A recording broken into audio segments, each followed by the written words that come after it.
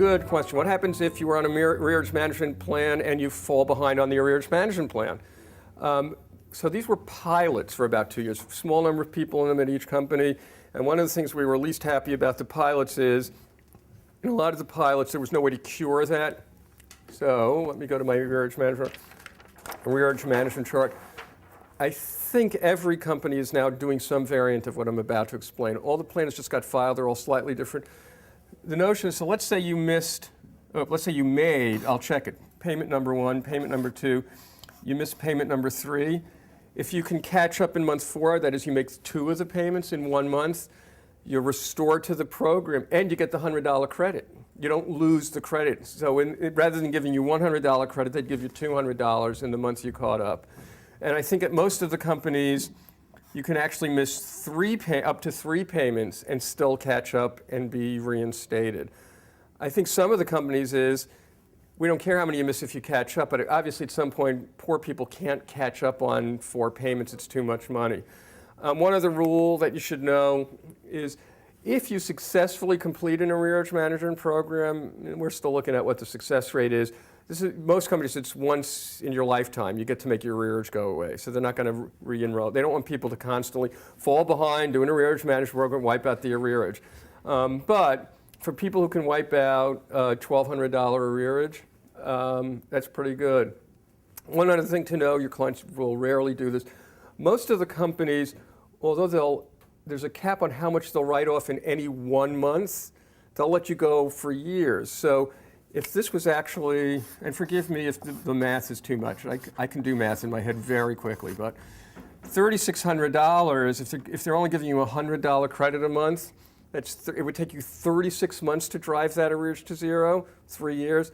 Some of the companies say, take as long as you want. We'll just keep, every month you make a payment, we'll give you a credit. We don't care how big your arrearage is, we will enroll you in the program. So people are not, in the pilots, they were excluding people with really large arrearages.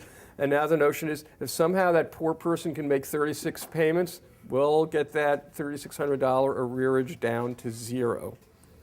So my advice is, this is, again, a particularly good program for working poor people who can make medium-sized payments, that is, kind of keep up with the current bill every month and dig themselves out of the financial hole. For our really, really poor clients, they probably can't make the current bill, and they're not going to get those credits. So, again, any questions on payment plans, budget plans, or arrearage management? Okay, so we're working our way. If you remember those triad steps, we did terminations this morning and protections. We're still in getting the bills down. And now we've finished step 2. So we've done 4 ways of getting bills down in various ways: discount rates, payment plans, budget plans, and arrearage management programs. So now, to give my voice a 1-minute rest, I'm going to ask someone to reread that scenario on the lilac sheet. Mrs. Robinson. Sheila Robinson comes into your office on December 10th and tells you that her family's gas service was terminated about a month ago because she owes over $2,000 in back bills. She says that she has been unable to keep up with her bills and seems very depressed.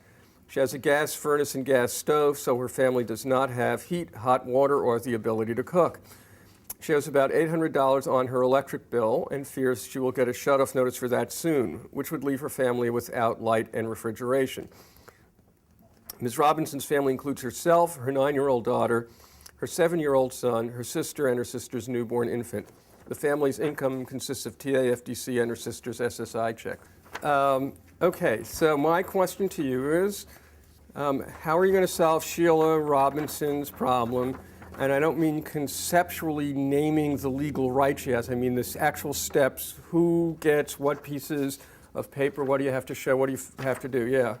The fact is, they mentioned the SSI, which means a long-term chronic disability. So they might be eligible under that provision. So that's the concept. What do I actually do to effectuate that concept? Document the long-term chronic illness. With?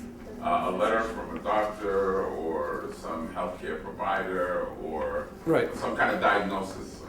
Okay, and there's one other piece of paper you have to get? Census. What? You No. Finishing Richard's point. The lateral Financial hardship. Yeah. financial hardship form. So you're going to get, right, so you might ask Mrs. Robinson, why is it that your sister gets an SSI check? As we all know, it's very hard to get SSI. You usually have to have proved some reasonably serious disability of some kind of long-term duration. So you then need to find out if she has a doctor and go through all the steps. I won't reiterate how you prove the form of the serious illness letter. And you'd need to get in a financial hardship form. And when you look at the sources of income, we know that they're easily eligible to prove financial hardship. Okay, anything else we can do for Mrs. Robinson? It says that her gas service was terminated about a month ago. Right. She was after November 15th. That's illegal. Very good. Almost no one picks that up. She says about a month ago. You don't know exactly when. It could have been after November 15th.